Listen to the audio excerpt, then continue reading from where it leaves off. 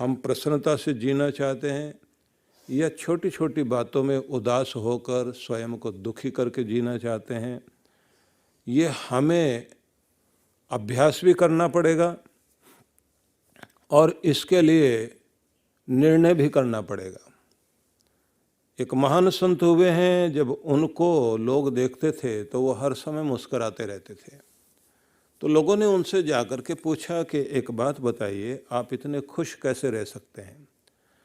उन्होंने कहा कि जैसे ही मैं जागता हूँ तो शीशे में अपने आप को देखकर कहता हूँ कि एक अवसर आज फिर जीने का मिला, एक दिन आज फिर सामने है। तो अपने आप को देखकर मैं कहता हूँ क्या इरादा है, आज का दिन चिंता करते बिताना है, दुखी होकर बिताना है, मुस्कुराकर बिताना है, खुश रहकर बिताना है, निर्णय कर लो। तो अंदर से आवाज़ आती थी कि दुखी होकर क्यों जीना, मुस्कुराते हुए क्यों नहीं जीना, आनंदित रहकर क्यों नहीं जीना। तो फिर विचार आता था कि रुलाने वाले तो आएंगे, सिर दर्द पैदा करने वाले आएंगे, उदास करने वाले भी मिलेंगे तुम्हें, तो भी सोच लो क्या इरादा है। फिर मैं अपने अंदर से आवाज़ उठाता था कि दुनिया मेरी मुस्कुराहट छीनने आएगी, उदास करने आएगी, मुझे चिंतित करने के भी लोग प्रयास करेंगे, लेकिन मैंने निर्णय कर लिया, मैं खुश रहूँगा, प्रसन्न रहूँगा, मुस्कुराते हुए रहूँगा और कुछ भी हो हर स्थिति में अपनी मुस्कुराहट का दिया बुझने नहीं दूंगा। कि ये मैं हर रोज़ करता हूँ। और सुबह निश्चय करने के बाद जैसे ही कोई ऐसी स्थिति आती है, मुझे लगता है कि उदास किया जा रहा है, तो फिर मैं अपने अंदर से आवाज़ उठाता हूँ कि देखो दिया बुझाना चाह रहे हैं, मुस्कराओ। और उसके साथ मैंने आदत डाल ली मुस्कराते रहने की, खुश रहने की। मैं भी यही कहना चाहता हूँ, मुस्कुराहट में, प्रसन्न रहने में आपको समृद्धि भी मिलती है, स्वस्थ भी रहते हैं।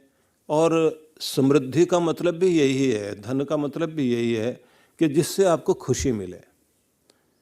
अगर आप खुश हैं तो आप अमीर हैं, और अगर आप दुखी हैं तो यही तो गरीबी है।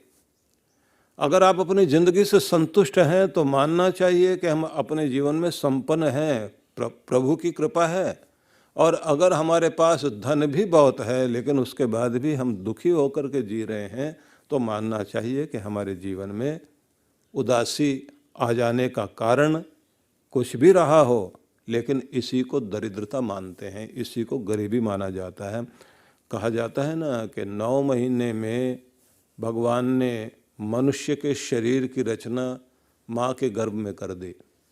मनुष्य 9 महीने के बाद उत्पन्न होकर धरती पर आता है, 90 वर्षों तक जीना सीखता है कि कैसे जीना है।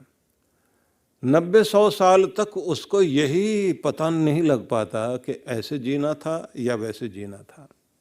गुरुजन जो हमें सिखाते हैं, उनकी शरण में रह करके हम लोगों को अपने आप को बहुत एक्सपर्ट लोग, विशेषज्ञ लोग, अच्छे चिंतक लोग, अच्छे लेखक लोग, अच्छे अनुभवी लोग, उनके द्वारा दिए गए विचार बिंदुओं के अनुसार अपने जीवन को खुश रहने की हमें चेष्टा करनी चाहिए। उनके निर्देशों पर फिर हम अपने प्रयोग करें जीवन पर। जंगली पौधे की तरह हम कैसे भी बढ़ जाएं, बेतरतीब बढ़ जाएं, झाड़ झंकाड़ बन जाएं, इस तरह से जिंदगी को नहीं बनाना चाहिए। इसलिए कहा जाता है, आए एक ही घाट से, आए एक ही देश से, उतरे एक ही घाट, हवा लगी संसार की तो हो गए 12 बाट। ये संदेश बड़ा अद्भुत है कि परमात्मा के धाम से एक ही जगह से आए थे और एक ही घाट उतरे। मतलब हम सब लोग जो है परमात्मा के धाम से आए और एक घाट उतरे। एक घाट मतलब पृथ्वी ग्रह पर हम आकर हमारा जन्म हुआ। अब पृथ्वी ग्रह पर हमारा जन्म हुआ तो उसके बाद में आगे जो कहा ना, हवा लगी संसार की हो गए 12 बाट, संसार की हवा लग गई मतलब मोह माया लोभ क्रोध अहंकार ईर्ष्या द्वेष, ये सब जो है इसे माया मोह की जो हवा माना जाता है कि बस ये हवा लग गई।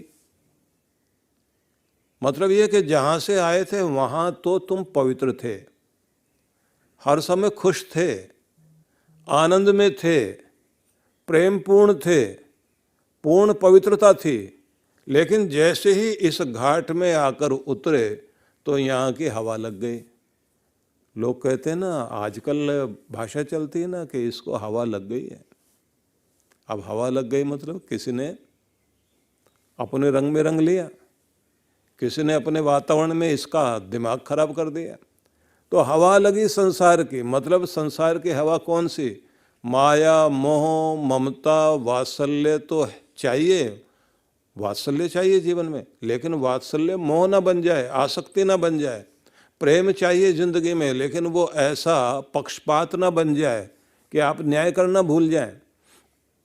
आपके जीवन में बुराई को हटाने के लिए रोष चाहिए, लेकिन वो भयंकर क्रोध ना बन जाए।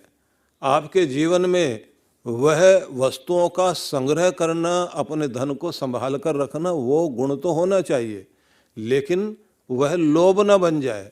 अगर वो लोभ बन जाता है तो लोभ जो है पाप का बाप माना जाता है कि इसका कहीं अंत नहीं है। क्रोध की भी सीमा रेखा है, काम की भी सीमा रेखा है। काम क्रोध की सीमा रेखा, लोभ की सीमा रेखा नहीं है। जितना भी आप कमा लेंगे, जितना भी जोड़ लेंगे, कम ही नजर आएगा। और कमाल ये है कि अपनी सेहत का समय भी लोभ के चक्कर में आप पैसे में ही लगा देंगे, लालच में लगा देंगे, नींद को भी खराब कर लेंगे। अपने घर के प्रेम को, अपने बच्चों का हक भी आप उठाकर सिर्फ लालच के चक्कर में ऐसे लगा दोगे कि आपको ना अपनी सेहत का ध्यान, ना अपने परिवार का ध्यान, ना अपने खाने का ध्यान, ना अपने मनोरंजन का ध्यान, आपको वक्त का भी ध्यान नहीं रहेगा। लोभ इतना भयंकर रूप है। तो कहते हैं ये हवा लग गई, हवा लगी संसार की, हो गए 12 बाट। और उसके बाद क्या हो गए कि हम बिखर गए, जो हमारी शक्तियाँ थी खो गई, अलग थलग पड़ गए। जो हमें संसार से मिलना चाहिए था, दुनिया में आकर जो हम यहाँ समृद्ध और खुशहाल आनंदपूर्ण जीवन जीते, तो वो सब कुछ बिखर गया। इसलिए जीवन तो परमात्मा ने दिया, जीना कैसे है ये व्यक्ति सीखता रहता है। पाँव परमात्मा ने दिए, अब ये हमारे पाँव मंदिर की तरफ जाएंगे, अच्छाई की तरफ जाएंगे, शुभ की ओर जाएंगे, या फिर गलत तरफ जाएंगे, ये तो हमारे ऊपर है। इनके द्वारा हम कुछ शुभ करेंगे अपने हाथों के द्वारा, या फिर इनके द्वारा अन्याय करेंगे। हमारा दिया हुआ शरीर, उसका उपयोग हम कैसे करेंगे, ये तो हमारे ऊपर निर्भर करता है। इसलिए भगवान से, भगवती से प्रार्थना कीजिए